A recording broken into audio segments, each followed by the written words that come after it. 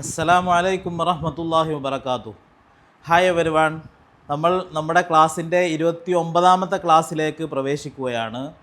ഇന്ന് കഴിഞ്ഞ പാഠത്തിൻ്റെ ഒരു ചോദ്യമാണ് നമ്മുടെ പഠന വിഷയം എന്ന് പറയുന്നത്. കഴിഞ്ഞ പാഠങ്ങളിൽ നമ്മൾ പഠിച്ചിരുന്നു അവൻ വരുന്നു അല്ലെങ്കിൽ ഞങ്ങൾ വരുന്നു എന്നൊക്കെ, വരുന്നുണ്ട്, വരാറുണ്ട് എന്നതിനുള്ള ഒരു പാഠമാണ് നമ്മൾ പഠിച്ചിരുന്നത്. 2 പാർട്ടായിട്ടാണ് അത് പഠിച്ചത്. എന്നാൽ ഇന്ന് അതിലെ ആദ്യ പാർട്ടിൻ്റെ ചോദ്യമായിട്ടുള്ള പാഠമാണ് ഇന്ന് നമ്മൾ പഠിക്കുന്നത്. അത് പറയേണ്ടത് ഇങ്ങനെയാണ്: ഫസ്റ്റ് ഡു എന്ന ഓക്സിലറി കൊടുക്കുക, അതിനുശേഷം സബ്ജക്റ്റ്. ഇവിടെ ബഹുവചനം സബ്ജക്റ്റും അതുപോലെ തന്നെ ഐ എന്നുള്ളതും യു എന്നുള്ളതും ആണ് നമ്മൾ ചേർക്കേണ്ടത്. പിന്നീട് വെർബ് കൊടുക്കുക. അർത്ഥം വരുന്നത് നീ വരുന്നുണ്ടോ, നീ വരുന്നോ, വരാറുണ്ടോ എന്നിങ്ങനെയുള്ള 3 അർത്ഥമാണ് നമുക്കിതിന് കിട്ടുക. നീ എൻ്റെ കൂടെ വരുന്നുണ്ടോ, do you come with me. First ഡു കൊടുത്തു, അതിന് ശേഷം രണ്ടാമത് സബ്ജക്റ്റ് യു കൊടുത്തു, മൂന്നാമത് വെർബ് കൊടുത്തു, ഡു യു കം. അവർ നന്നായി പഠിക്കുന്നുണ്ടോ, do they study well. Do first കൊടുത്തു, ദേ എന്നുള്ള സബ്ജക്റ്റ് കൊടുത്തു, മൂന്നാമത് വെർബ് കൊടുത്തു, സ്റ്റഡി എന്നുള്ളത്.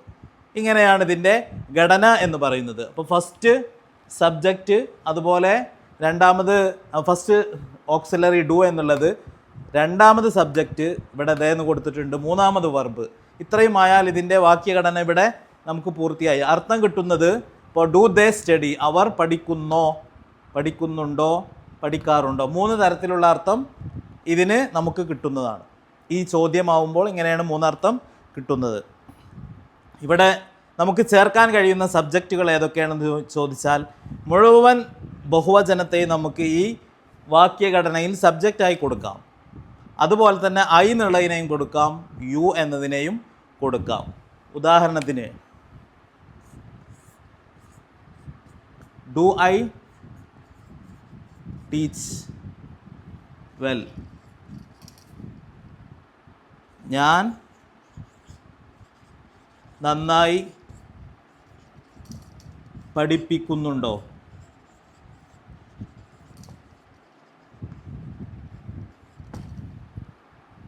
Do I teach you well, ഞാൻ നിങ്ങളെ നന്നായി പഠിപ്പിക്കുന്നുണ്ടോ, പഠിപ്പിക്കാറുണ്ടോ എന്നീ 3 അർത്ഥവും നമുക്കതിൽ നിന്ന് കിട്ടും. അതുപോലെ തന്നെ ഡു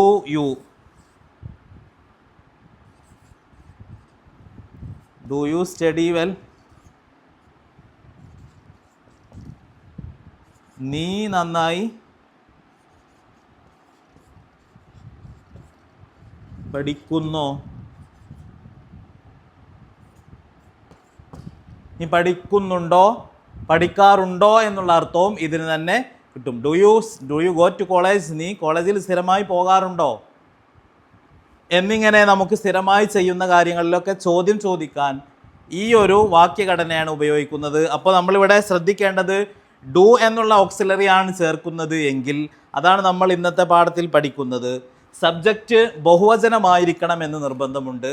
അതിന് പുറമെ ബഹുവചനമല്ലാത്ത ഒരു 2 ചേർക്കാൻ കഴിയുന്നത്, ഒന്ന് ഐ എന്നുള്ളതാണ്, മറ്റൊന്ന് യു എന്നുള്ളതാണ്.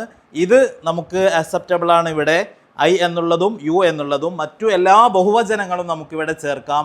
അർത്ഥം നമുക്കിങ്ങനെ കിട്ടുകയും ചെയ്യും. ഉദാഹരണത്തിന് ഏതാനും ചില വാക്കുകൾ നമുക്കുണ്ടാക്കാം. ഡു ദേ സിങ് വെൽ, അവർ നന്നായി പാടുന്നുണ്ടോ, പാടാറുണ്ടോ. ഡു ദേ സ്റ്റഡി വെൽ, അവർ നന്നായി പഠിക്കുന്നുണ്ടോ. ഡു ദേ പ്ലേ വെൽ, അവർ നന്നായി കളിക്കുന്നുണ്ടോ. Do you recite the holy Quran, നിങ്ങൾ വിശുദ്ധ ഖുറാൻ നിങ്ങൾ പാരായണം ചെയ്യാറുണ്ടോ എന്നിങ്ങനെയുള്ള അർത്ഥങ്ങളൊക്കെ നമുക്ക് ഇതിലൂടെ കിട്ടുന്നതാണ്. അപ്പോൾ ഫസ്റ്റ് നമ്മൾ ചെയ്യേണ്ടത് ഫസ്റ്റ് ഡു എന്നുള്ളത് വെക്കുക, അതിനുശേഷം സബ്ജക്റ്റ് വെക്കുക, ബഹുവചനമായിരിക്കണം. പിന്നെ ഐ എന്നുള്ളതും യു എന്നുള്ളതും വെക്കാം. അതിനുശേഷം നമുക്ക് വെർബ് ഏതാണെങ്കിൽ വെക്കാം. അതിനുശേഷം ആവശ്യാനുസരണം ഏതാണോ വേർഡ്, ഏതാണോ നമുക്ക് ആശയം പറയേണ്ടത്, അതിലേക്ക് നമുക്ക് വേണ്ട വാക്കുകളെ ചേർത്ത് കൊടുത്താൽ നമുക്ക് ആശയപൂർത്തീകരണം നമുക്ക് കിട്ടുകയും ചെയ്യും. ഏതാനും ചില ഉദാഹരണങ്ങൾ കൂടെ. മറ്റൊരു ബഹുവചനങ്ങൾക്ക് ഉദാഹരണം, ഡു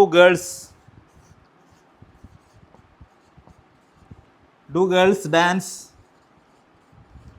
പെൺകുട്ടികൾ ഡാൻസ് ചെയ്യുന്നുണ്ടോ, ചെയ്യാറുണ്ടോ. ഈ ഒരർത്ഥം നമുക്കവിടെ കിട്ടും. അതുപോലെ തന്നെ do teachers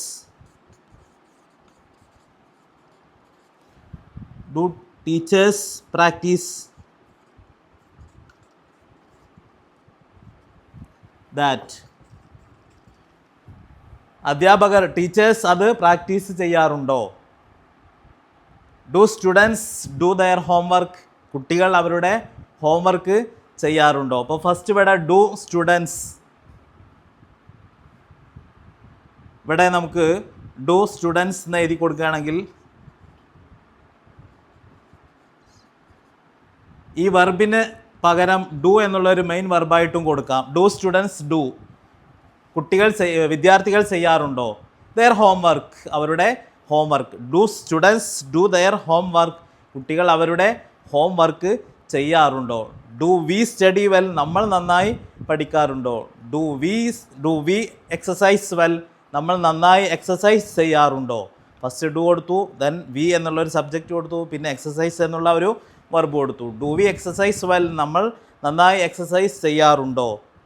do we call you, നമ്മൾ നിന്നെ വിളിക്കുന്നുണ്ടോ, വിളിക്കാറുണ്ടോ?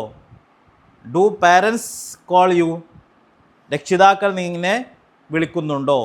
അപ്പോൾ ഈ രീതിയിലൊക്കെ നമുക്ക് ഇത്തരത്തിലുള്ളൊരു ആശയം കിട്ടാൻ വേണ്ടിയിട്ട് സെൻറ്റൻസുകളെ നിർമ്മിക്കാൻ കഴിയുന്നതാണ്. അതുകൊണ്ട് ഇത് നല്ലവണ്ണം പ്രാക്ടീസ് ചെയ്യുക. അതാണ് നമ്മുടെ ഈ ക്ലാസ്. എല്ലാവരും നല്ലവണ്ണം പ്രാക്ടീസ് ചെയ്ത് ഇതിനെ ശീലമാക്കുക. ഇതോടെ ഇന്നത്തെ ഈ ക്ലാസ് ഇവിടെ അവസാനിപ്പിക്കുകയാണ്.